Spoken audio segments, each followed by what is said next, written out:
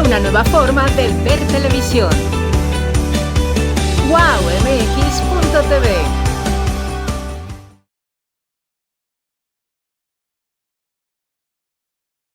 Amigos, muy buenas noches tengan todos ustedes. Hoy es miércoles 14. Hay algo, es que la risa que traigo no la puedo contener, queridos amigos.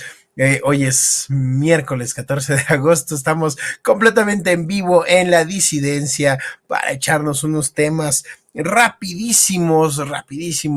Vamos a hablar sobre temas de seguridad. Obviamente el tema que acapara toda la prensa es todo lo relacionado al Mayo Zambada y las extorsiones que están sufriendo los limoneros, por lo que tiene que ver con la economía. La CEPAL señala que México es la segunda peor economía de Latinoamérica y también baja la perspectiva de crecimiento y de PIB de México, también los precios históricos de los combustibles. Ustedes cuéntenos, ¿ya cargan de la gasolina o al menos guachicol del de 10 pesos? Porque no vemos claro.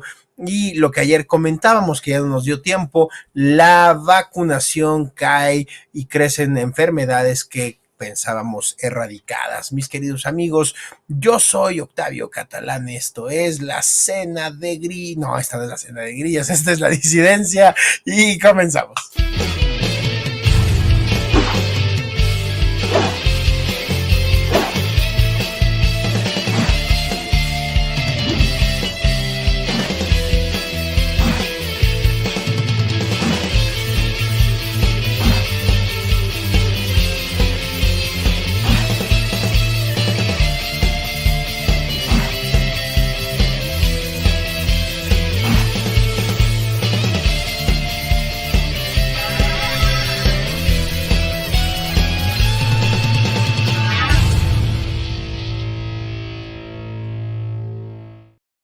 Pues queridos amigos, ¿de qué me reía? Es que resulta que según nos dicen, hay una lluvia fuerte allá en el sur de la ciudad y Aminadab tiene una escotilla abierta por atrás de él y le están salpicando fuerte por la espalda y siente gotas. De hecho está un poco húmedo. Eso no me va a dejar decir mentiras, mi querido partícipe de aventuras que escuchó esta plática y a mí no lo puede negar, así lo dijo, que tenía una escotilla abierta por atrás, que le caían gotas, que estaba húmedo. Mi querido Aminadab, fue una forma de empezar este programa. Luego empiezas. No puedo, vaya, ni las confesiones de proctólogo de Galindo llegan a eso. Tus dobles sentidos y tus morbosidades. A ver, lo único que digo. Yo no te voy a repetir lo que tú dijiste. Acá en la terraza hay una goterita, o sea, que efectivamente está un poco más húmedo por aquel lado. Acá sí, te caen gotas por la espalda. Pues aquí no, pero de aquel lado allá, del otro lado de la terraza, sí está un poco más húmedo. Entonces, no. Y sí, la lluvia ha estado fuerte, digo, no como ayer que nos desactivó a Fer Galindo con el cuento de que se le fue la luz y todo eso, pero bueno, va a compensar su ausencia de ayer, por lo que veo, ¿verdad? Así es, y ya está muy divertida. Está muy divertida, mi querido, porque no puede mentir. Él escuchó lo mismo que yo y nada más le hizo así como, ay, Aminadab, no sabes lo que estás diciendo, cabrón. Bueno, pues es que lo que pasa es que uno habla en confianza y tú luego empiezas a tergiversar las cosas como todo lo que pasa es que antes de que tergiverse, primero un saludo a todo nuestro querido público de La Disidencia, muy buenas noches a todos los que se conectaron a tiempo, que están celebrando eso, y sobre todo que hoy deberían estar más cansados que de costumbre porque el chat estuvo, o sea, a ver, tus tergiversaciones, mi querido Octavio, son juegos de niños y caricias comparado con lo que pasó hoy en el chat, que se alborotó cañón. Así que hasta Fer fue testigo, estuvo por ahí mandando también mensajitos de cómo se llama, hoy se habló de beldades y entonces y pues obviamente pues Fer siempre cuando se habla de esas cosas está en el ojo del huracán. Ay, es que ahora, me lo he hecho al ratito, me he hecho al ratito ese chat. Mi querido Fer Galindo, tú no me puedes dejar mentir, tú eres un hombre No, yo, encaminado a construir templos a la virtud, y tú podrás dar fe de lo que Aminadab dijo, que además no tergiversé nada. Yo repetí más, palabras menos, lo que él dijo antes de empezar el programa, ¿sí o digamos, no? digamos que ajustaste la narrativa a algo que te gusta mucho, vergotear, ¿no? Entonces a ti te encanta eso y por eso Pero el que siente las gotas es Aminadab en la espalda, ¿yo qué? pero bueno, ya digamos Para de los las arquitectos afiliaciones, técnicamente es un las problema parafilas. de que ¿cómo se llama? Hacer alguna reparación, alguna impermeabilización, o sea, pero tú tienes otros problemas más serios, cabrón. Pero bueno, a ver si no acabas tú como la novia de Eduardo Treyes, cabrón, hablando de tu afición futbolera. Oigan, esperen, esta está muy divertida, porque a mí, yo fíjense que durante muchos años de mi vida, allá, lejos, cuando estudiaba en la universidad, cuando iba a estudiar Derecho, en las Porque sí mañanas, lo estudiaba en único la que, universidad. ya lejos, muy lejos del tiempo, Estudiabas, estudié, sí, todavía dicen que pues, estudié. aparentemente. Pues fíjate que mi única compañía en las mañanas era el señor Pedro Ferriz de Con.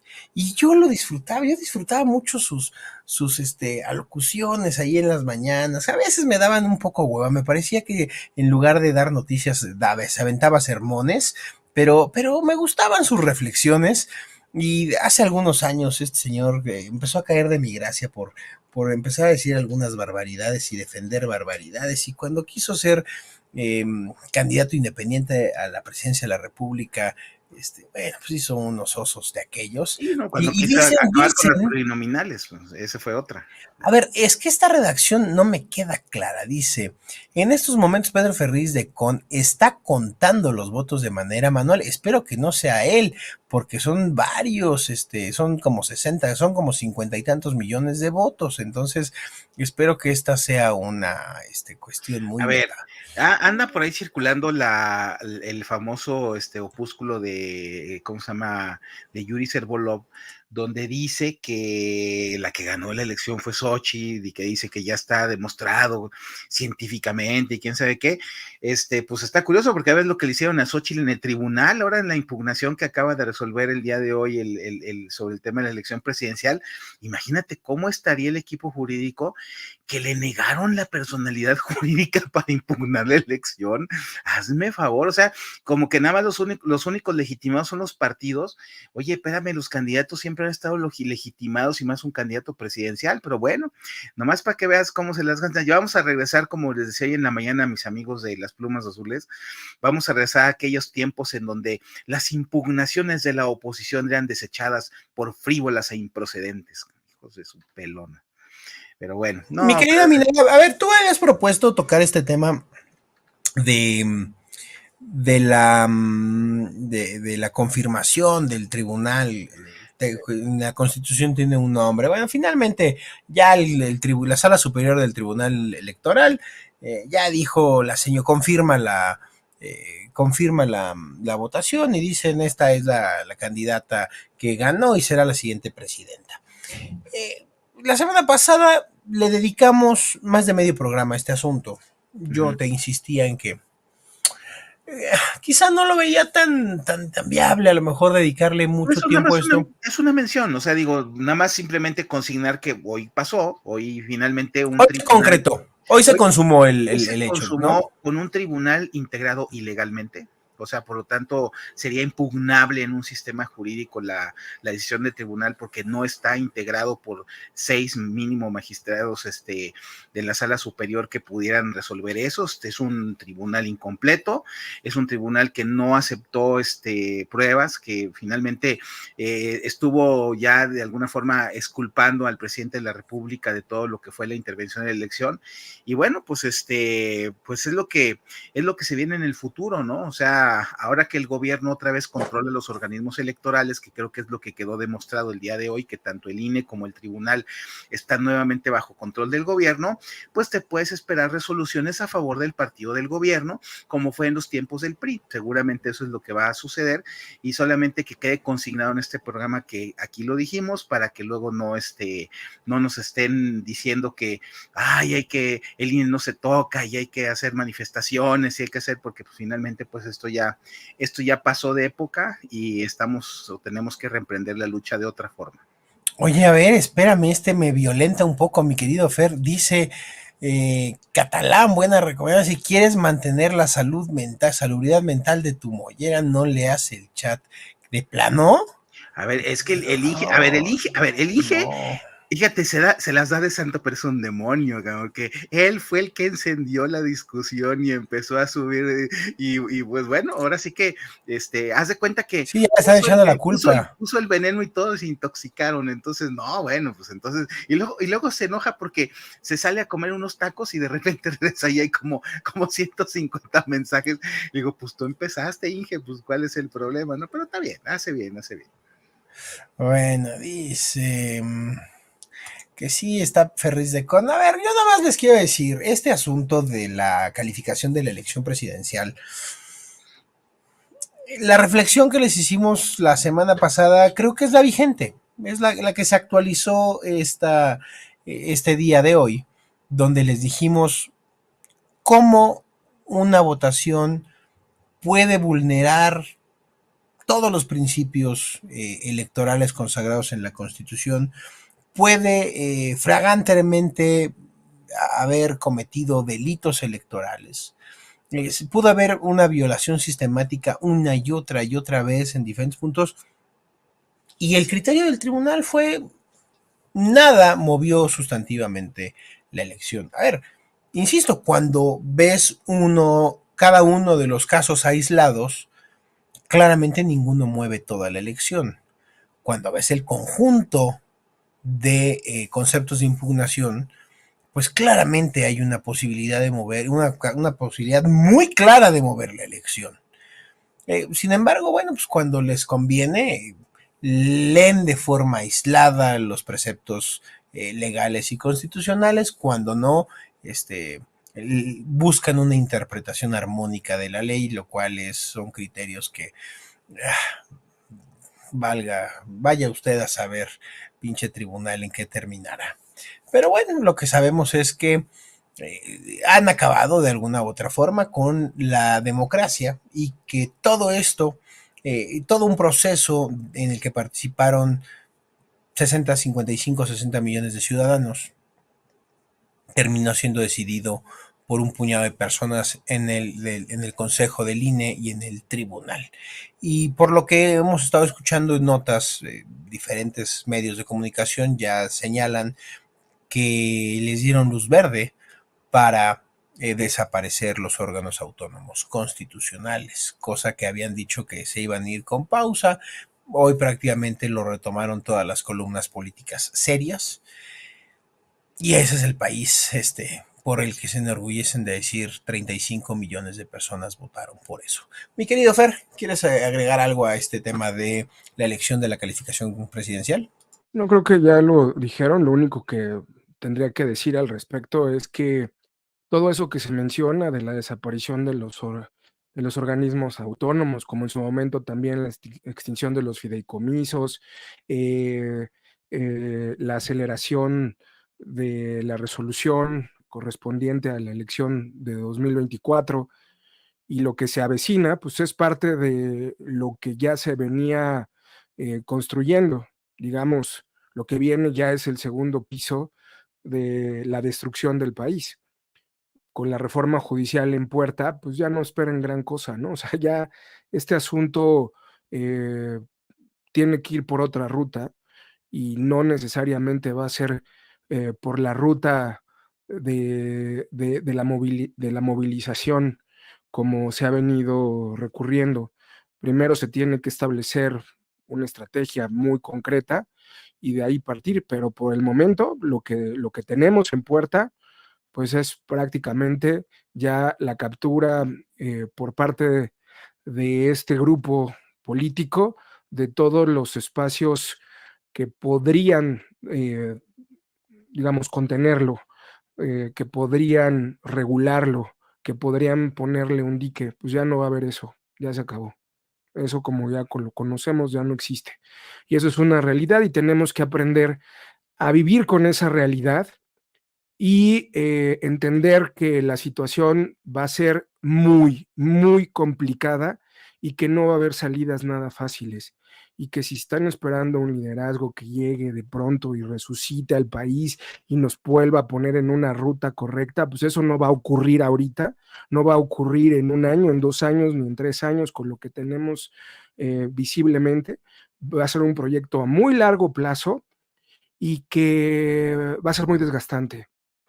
Y en este camino vamos a padecer todavía varias de las decisiones que se están tomando y las vamos a padecer en carne propia. Incluso muchos de los que votaron por el segundo piso de la destrucción, pues la van a vivir en carne propia y bueno, ahí probablemente se arrepientan o no, a lo mejor dicen, bueno, vamos a estar todos igual, ¿no? Porque hay gente que lo hizo también por la necesidad de ver a todos igual, ¿no? O sea, a ver, ese está jodido, bueno, yo estoy jodido, él no está tan jodido, pero quiero que esté igual de jodido y todos vamos a estar bien jodidos. Pues bueno, así va a ser el asunto. La cultura del resentimiento y de la venganza y de otras cosas más que hemos hablado pues en este espacio y en otros en los que hemos compartido el micrófono. Entonces, no, yo la verdad es que no le veo buen puerto a esto y ya lo habíamos comentado con anterioridad.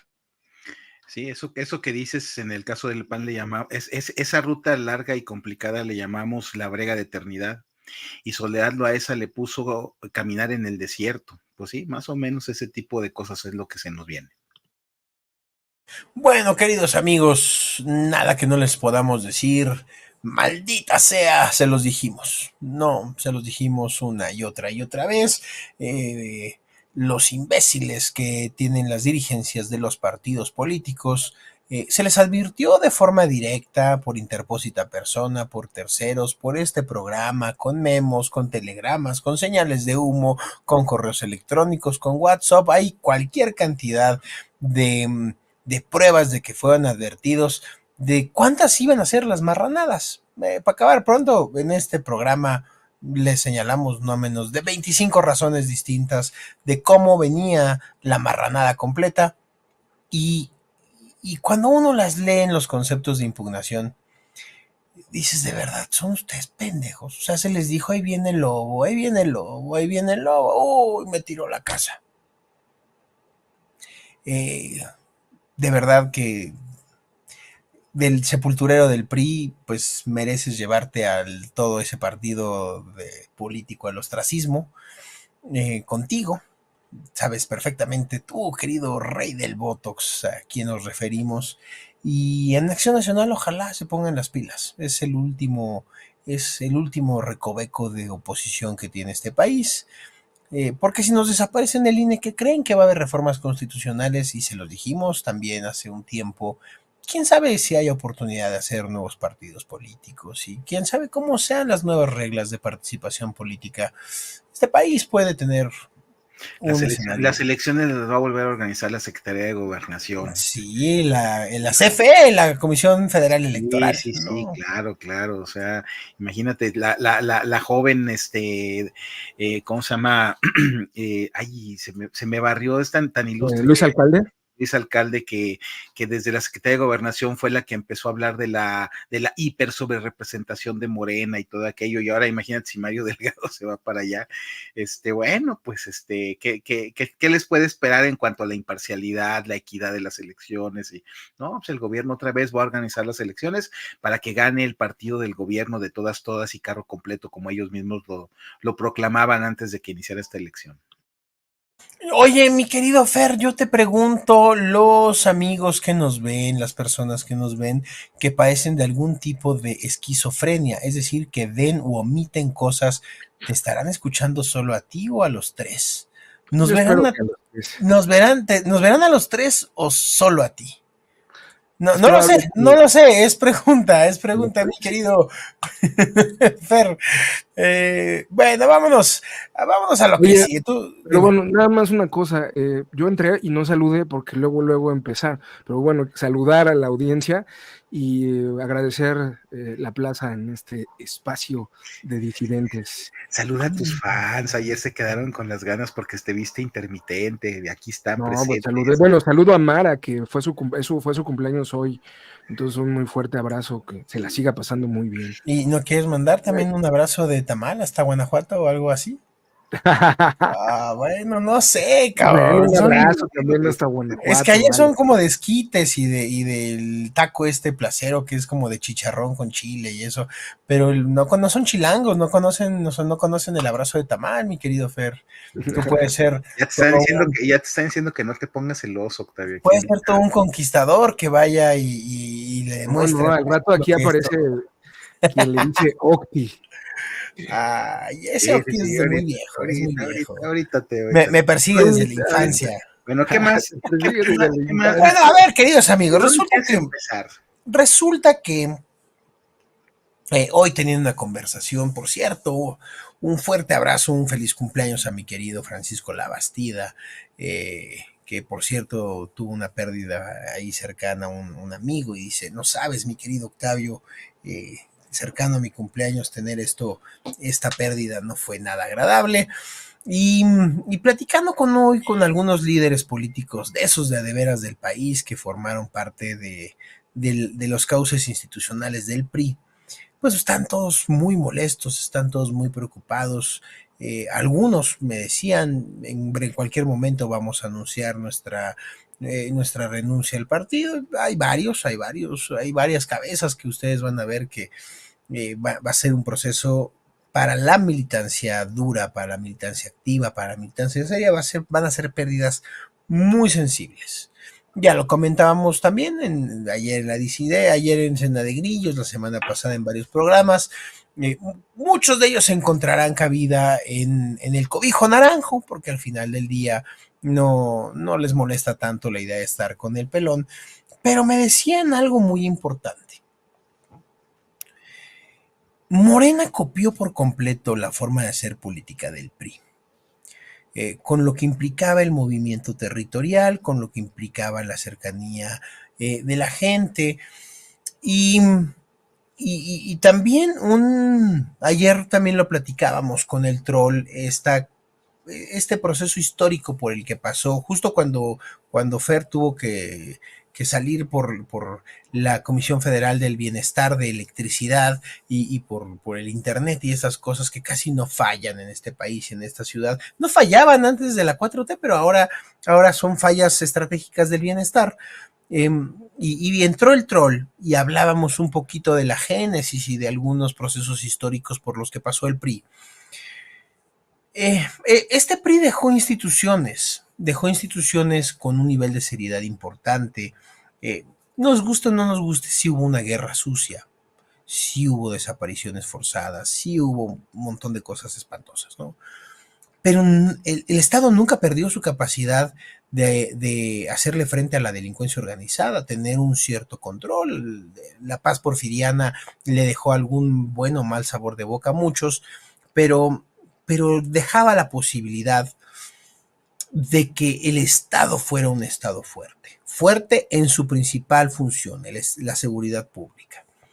Y va de la mano con los dos, incluso los tres grandes temas de este programa, que tienen que ver con la seguridad, con la economía, la peor racha económica de México. La CEPAL lo publicó hace unos días, es la segunda peor economía de Latinoamérica, es la peor proyección de crecimiento de Producto Interno Bruto para el próximo año, el precio de las gasolinas, y este es un punto clave, porque alguien me decía con alguna observación de los programas, decía, Octavio, has estado chingui, mami, jode, que atentos con el presupuesto de Pemex. Dice, bueno, pues el presupuesto no es tan preocupante, ¿no? Al final del día podrían darle continuidad a lo que hay ahorita y tan.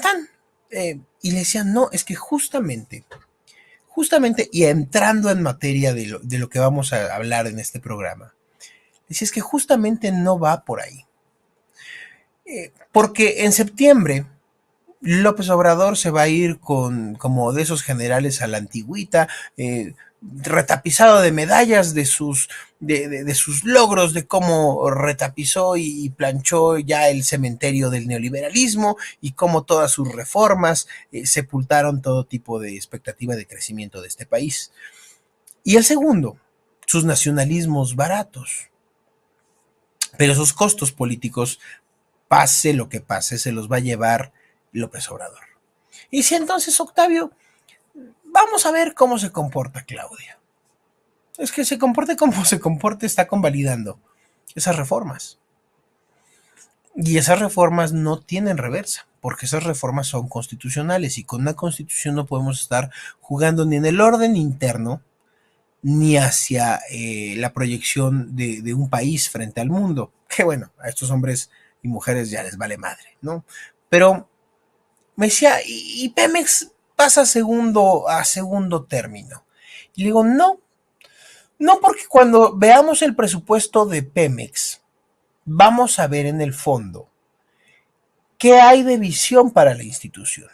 No hay crecimiento económico, estamos sobreendeudados, el PIB per cápita va decreciendo, va a ser peor, es el de peor proyección de América Latina, somos uno de los peores países ya de la OCDE, los niveles educativos bajaron, o sea, por donde me digan los indicadores van al abismo. Y alguien decía, no, es que nunca vamos a ser Venezuela. Cuando veamos el presupuesto de Pemex, aunque no veamos un plan de relanzamiento o un plan claro de hacia dónde va la institución, el presupuesto nos va a dar una brújula muy clara. Continuidad, nacionalismo ramplón, seguirle metiendo a proyectos faraónicos basura, o Claudia tendrá que romper y pensar en instrumentos de mercado.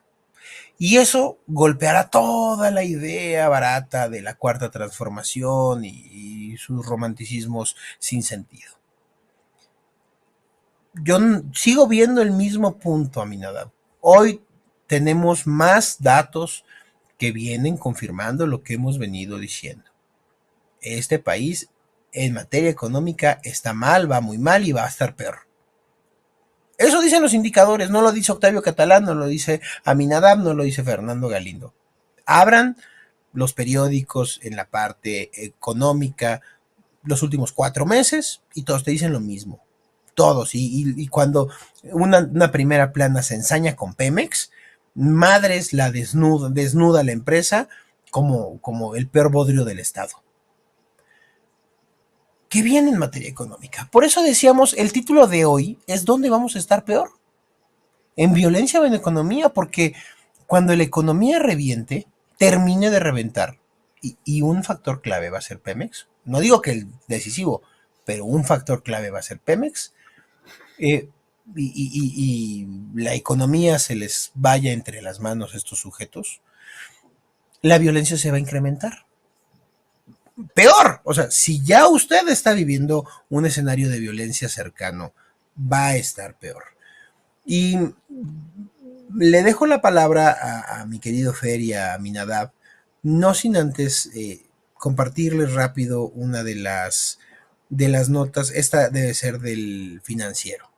El Financiero tiene en su portada un título que dice: tiene México un buen blindaje externo, pero débil soporte fiscal. Y cuando uno lee la nota, no lo dice tal cual, claramente viene ligado a los seguros de cobertura, que por cierto, son el instrumento más neoliberal que estos sujetos pueden encontrar, porque se soportan futuros y se soporta, bueno, no vamos a entrar en detalles.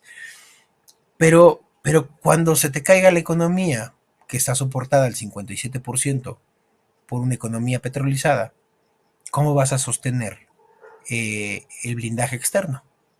O sea, no hay forma, ¿no? Una va junta con pegada. Dale, mi querido Aminadab.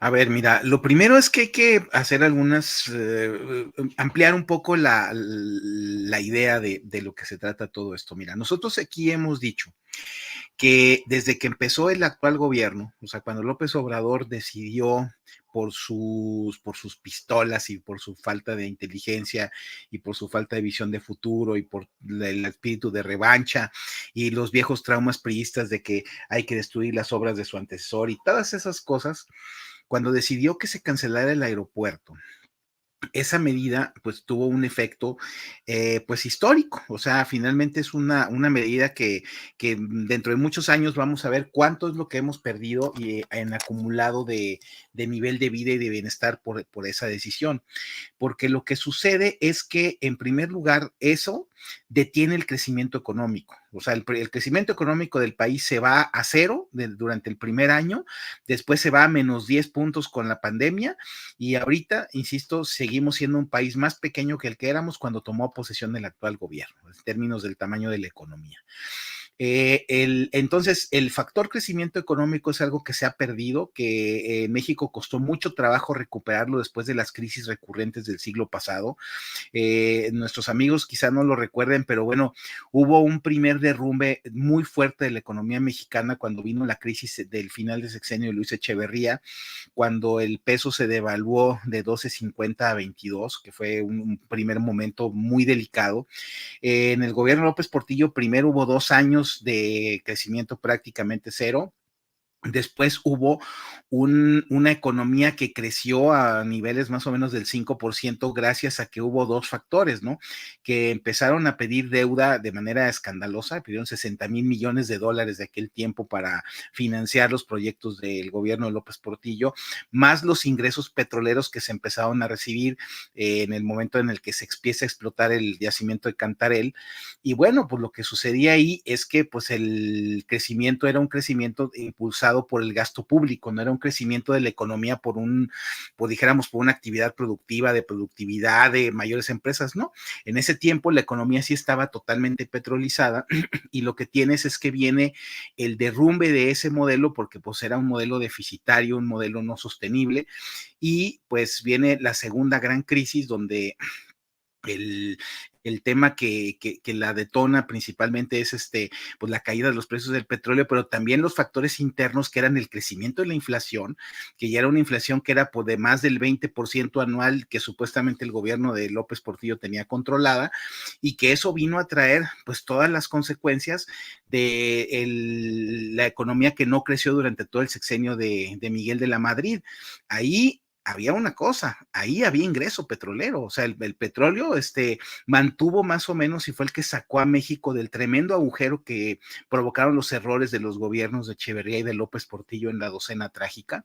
Después llegó el proyecto de Carlos Salinas, que pues finalmente tuvo que acatar las medidas que el Fondo Monetario Internacional estableció desde los tiempos de López Portillo, que cuando para pedir dinero fresco, Carlos Tello firmó los convenios con el Fondo Monetario Internacional y el Banco Mundial para privatizar las empresas. Eso se empezó a hacer con De la Madrid, pero después vino con López Portillo, con Carlos Salinas. Y bueno, pues empezamos a ver una economía que empezó a diversificarse, que empezó a tener crecimiento, que empezó a tener estabilidad, que sí vino el error de diciembre y vino la crisis de 95, que fue la última crisis así muy severa que hemos padecido hasta la que venga en los próximos meses.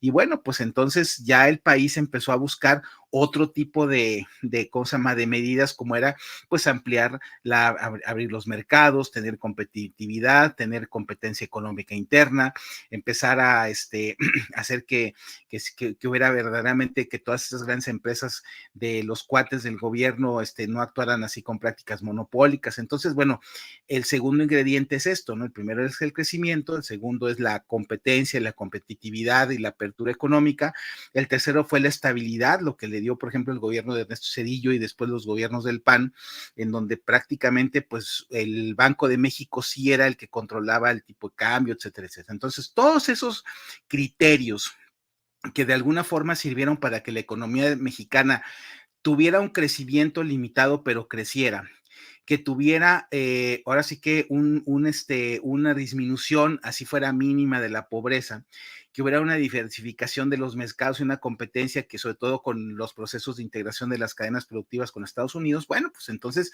todas esas cosas en este momento están en duda. O sea, no hay absolutamente ninguna garantía de que este gobierno vaya a y el próximo, o sea, llamémosle pues el régimen morenista, de este que yo creo que vamos a poder empezar a hablar de una definición tal como el régimen morenista, que tiene un prejuicio estatista, es decir, que cree que el gobierno y el Estado son los que tienen que dirigir la economía. De hecho, dentro de las reformas ¿cómo se llama? Que no estabas viendo, está que también está el dictamen para darle ya preponderancia a la CFE para la creación para la generación de energía eléctrica por encima de los particulares. Y entonces lo que va a pasar es que al rato vamos otra vez a empezar a caer en esta realidad de que pues el gobierno es el único que puede hacer todo, ¿no? Al rato el gobierno va a empezar otra vez a decir, estas son áreas exclusivas, estratégicas, y van a empezar a justificarlas con cuestiones nacionalistas. Y pues yo, en lo único que no coincido con Octavio es que, a ver, estas cosas sí se pueden revertir, pero va a costar mucho trabajo, porque si las ponen en la Constitución, pues evidentemente, pues tendría que ocurrir que hubiera una nueva mayoría calificada, distinta de la que actualmente existe, y que se dan las condiciones para que el país tuviera la posibilidad de reemprender el camino del crecimiento, de la estabilidad, de lo que es la modernización económica, de lo que es la economía de mercado, o sea, todas estas cosas que el estatismo va a empezar a obstaculizar y estorbar como lo hizo durante los tiempos del PRI, ¿no? Entonces, ese es el gran problema. Todo lo que podemos ver ya en detalle, pues con un gobierno de este tipo, seguramente, por ejemplo, si dentro de las cuestiones autónomas que van a desaparecer, pues a lo mejor van a desaparecer la autonomía del Banco de México, y otra vez la economía la van a empezar a manejar desde Palacio Nacional, ¿no? Así como Echeverría la manejaba desde Los Pinos, ¿no? Y entonces lo que sucede en esos casos es que el gobierno se convierte en el factor de inestabilidad económica, el gobierno se convierte en el factor de desorden, el gobierno es el que empieza a distorsionar los precios, los mercados, los criterios de producción, empieza a asociarse con los cuates de la economía, o sea, con los grandes empresarios que son los beneficiarios de las concesiones públicas y que se convierten en los grandes millonarios del mundo gracias a que explotan, ¿cómo se llama? Con enorme, ¿cómo se llama? Ventajas las concesiones que tienen. Y entonces todo eso a lo que lleva es a que el país, en lugar de tener un crecimiento con mayor equilibrio, con mayor prosperidad para todos, se empieza a acumular, ¿no? La riqueza se acumula en el poder del gobierno, en el poder de unas pocas empresas, y entonces todos los demás pues vamos a empezar a padecer como se padecía en el sexenio pasado, cuando López Portillo expropió los bancos, el 80% de la economía del país estaba en manos del gobierno. Ya ahorita, con estos criterios, vamos a ver cuánto avanza, y pues definitivamente pues no hay ahorita un contrapeso que los detenga. Mi querido dame, mi querido Fer, denme un segundito, tú ya viste, Fer, le damos la bienvenida al Marx del capitalismo, al Marx, al paisano capitalista más querido de estos programas, un martes, un miércoles por la noche. Mi querido Irving, ¿cómo estás? Muy bien, hola, ¿qué tal? Un gustazo aquí ya integrarme por fin a la charla. Abrazo, Octavio, Minadab, Fer, obviamente a todo el equipo de producción, obviamente a toda la gente que nos está viendo. Mi querido Irving, estábamos hablando básicamente de qué proyección puede pintar peor con Claudia Sheinbaum, si en lo económico o en la parte de la violencia. Que bueno, ahorita ya estaba haciendo sus comentarios mi querido Aminadab, y escuchamos a mi querido Fer Galindo. Pues yo creo que de ambos lados, ¿no? La parte económica y la parte de la violencia, porque de alguna manera lo que habías estado exponiendo al inicio en los temas era el nivel de extorsión. El nivel de extorsión ha venido incrementándose y eso ha afectado también en la economía de todos los mexicanos de una manera muy directa en el costo de ciertos productos valiosos para cada uno de nosotros, como es el limón, el aguacate y otros productos indispensables dentro de nuestra cotidianidad. Entonces, esa cuestión también está presente, ¿no? Poco a poco se ha ido metiendo más los grupos criminales que operan de manera impune en este país y se hacen del control de mercados, ¿no? De mercados públicos, se hacen del control también de territorios en donde ellos gestionan quién puede vender en la vía pública. Ya no hablo de mercados públicos controlados por el propio gobierno, por el propio municipio en concreto, sino en mercados en la vía pública que digamos que pueden ser irregulares, que son los famosos ambulantes, que también venden productos, y bueno, eso también afecta a la economía de los mexicanos, pues porque tienen que cargarle la cuota que tienen que pagarle tanto a la vía pública como a los grupos criminales, y entonces el costo se eleva. Sumado a estas cuestiones que también planteaba Aminadab en torno al asunto de Pemex, cuando estaba haciendo la exposición a Aminadab de lo que se tenía antes, estaba pensando, mi cabeza voló de inmediato a esos años fructíferos de Pemex en los años 70, 80, cuando se descubren ciertos yacimientos petroleros y entonces empieza, digamos, la dilapidación de ese recurso para sostener pues otras empresas que tiene el propio Estado mexicano, que son necesariamente improductivas y que terminan siendo financiadas por Pemex en concreto, ¿no? Porque había una simbiosis entre lo que se producía en Pemex para mantener activos de otras empresas en México. Digamos que ese bono petrolero, pues, se dilapidó. Yo creo que ese ha sido uno de los grandes temas del país, esta dicotomía entre ver a Pemex necesariamente como una empresa o ver a Pemex como un proveedor del Estado, o sea, como el papá que abre la cartera y le da dinero al hijo sin que el hijo necesariamente pues, produzca absolutamente nada y que no va a haber una retribución al respecto. Entonces ese modelo siempre ha sido de alguna manera una contradicción en todos sus términos en este país, ¿no?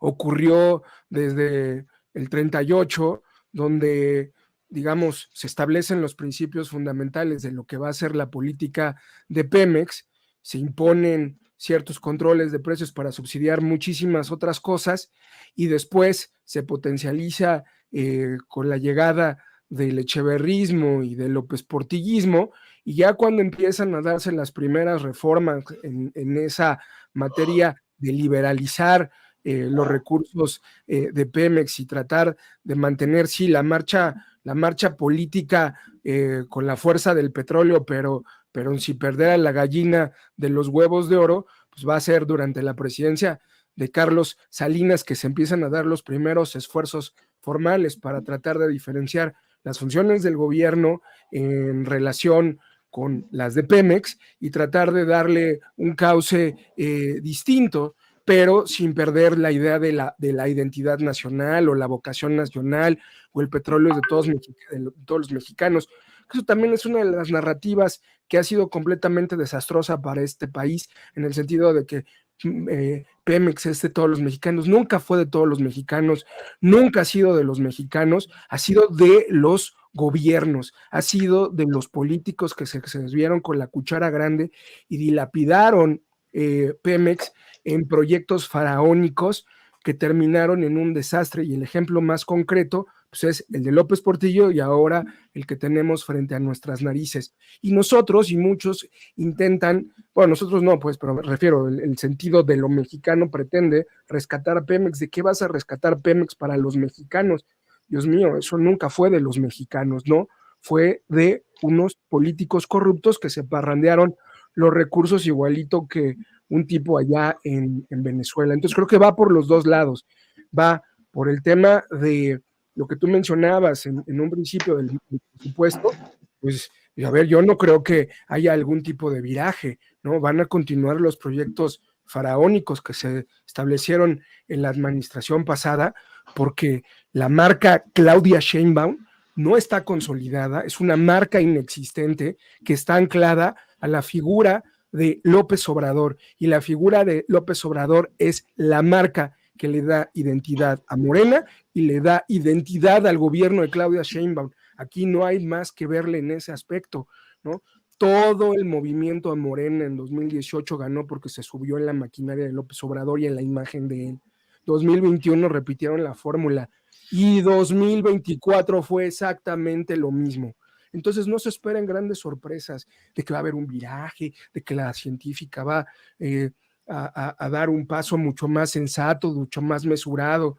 He escuchado que hasta elogian a los nuevos funcionarios. Hay que ver, ¿no? Yo he visto, y lo hemos visto también nosotros, que han seleccionado funcionarios, de primer nivel, súper ultra premiados a nivel internacional, y que luego se parrandean los recursos y van a vivir como jeques en Francia, en París, y comen croissants a las 8 de la mañana mientras lees las primeras planas, y luego regresan aquí y se sientan impunes mientras muchos están pensando que son los grandes políticos, caray, los grandes visionarios, los que transformaron el país. Vaya que sí lo han transformado en lo que tenemos actualmente, en una expansión, el crimen organizado y en una dilapidación de los recursos públicos. Es el peor de los escenarios. No es cuánto. ¿Tendremos, mi querido Fer, alguna especie de rotonda de los hombres ilustres o algún tipo de hemiciclo, como, no sé, algo como los niños héroes, donde veamos a Marcelo, a Monreal, a los hombres que nos dieron cuarta transformación? Y imagínate qué pinche horror un monumento con estos personajes, cabrón. Mi querido Irving, yo sé que pensar en una escena de esas te puede generar repulsión, vómito y pesadillas, pero no te esperes menos, ¿no? ¿A poco no te imaginas así así como los niños héroes? Los pilares con los grandes, con los nombres en letras de oro y las estatuas en bronce de estos personajes que han marcado historia. No, es casi, es tan predecible, sospecho, que como inevitable, porque pues por supuesto toda esta visión que López Obrador tiene de sí mismo, de México, y que la impone por la fuerza en el movimiento, es una visión heroica. O sea, es una visión en la que la historia es un caos y que no tiene un rumbo definido hasta que aparece el héroe o hasta que acontecen los hechos heroicos, y esos son los que marcan el rumbo, ¿no?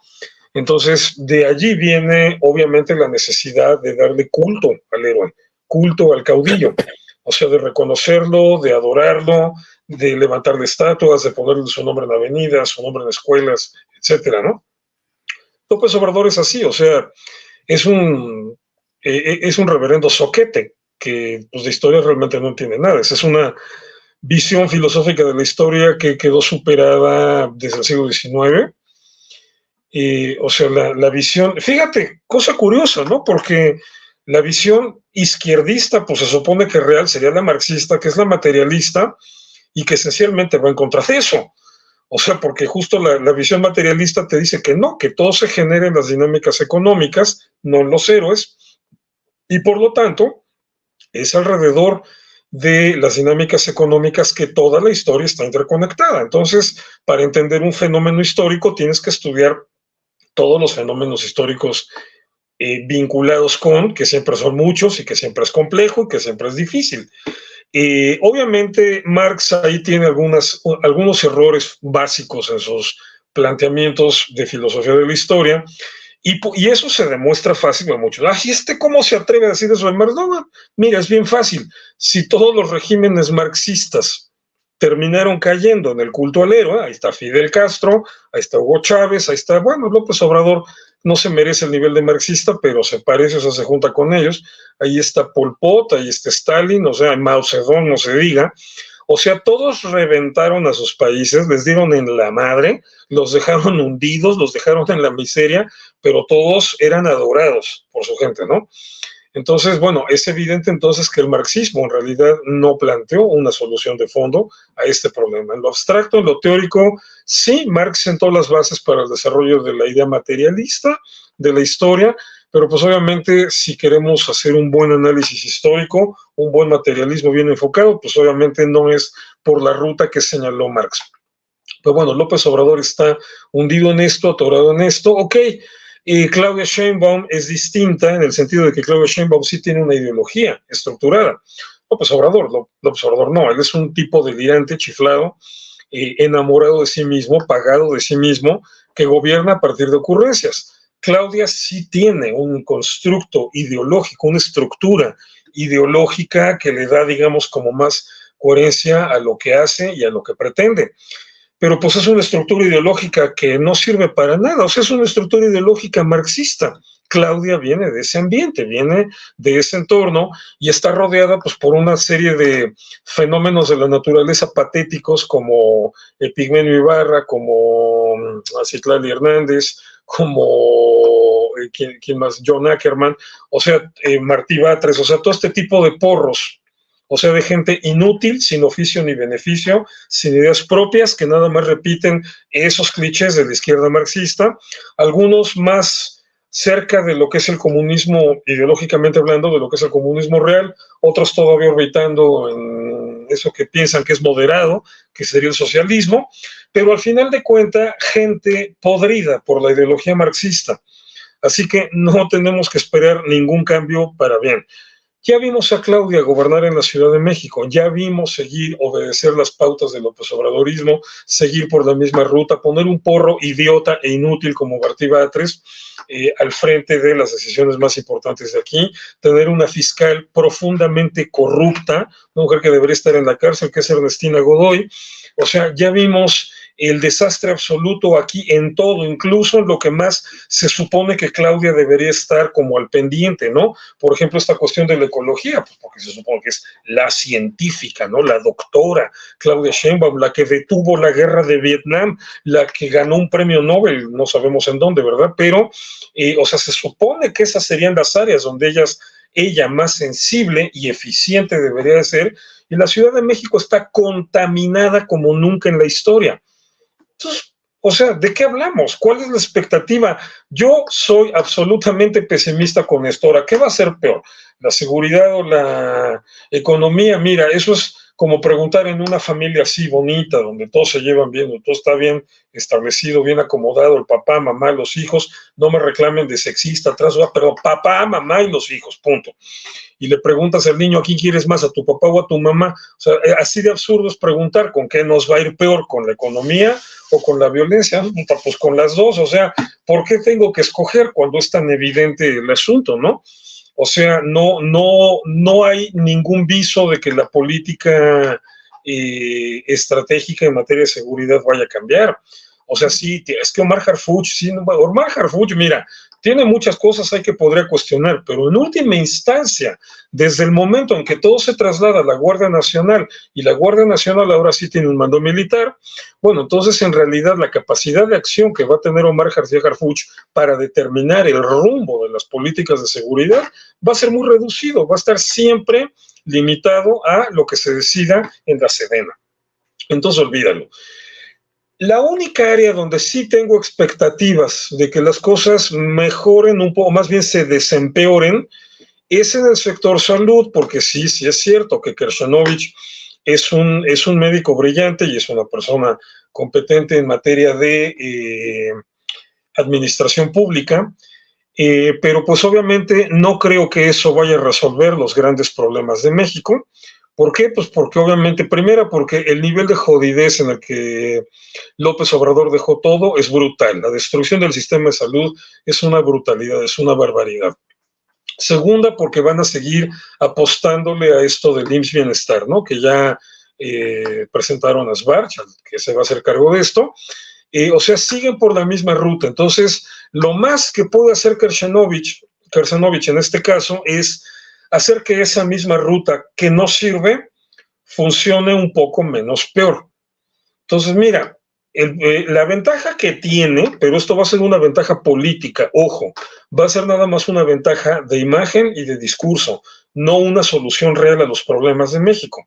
La ventaja que tiene es que hacer un trabajo, y perdón por sacar a colación a la familia, un trabajo mejor que el que hizo Hugo López-Gatell, va a ser facilísimo.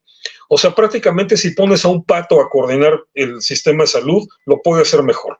Entonces, en ese sentido, Krcenovic tiene una situación relativamente cómoda para lucirse, pero eso no va a ser la solución, una solución real a los problemas de fondo que hay. O sea, yo lo que veo en el sexenio que viene es una jodidez, sobre todo porque a Claudia ya se le acabaron todos los créditos que López Obrador tenía.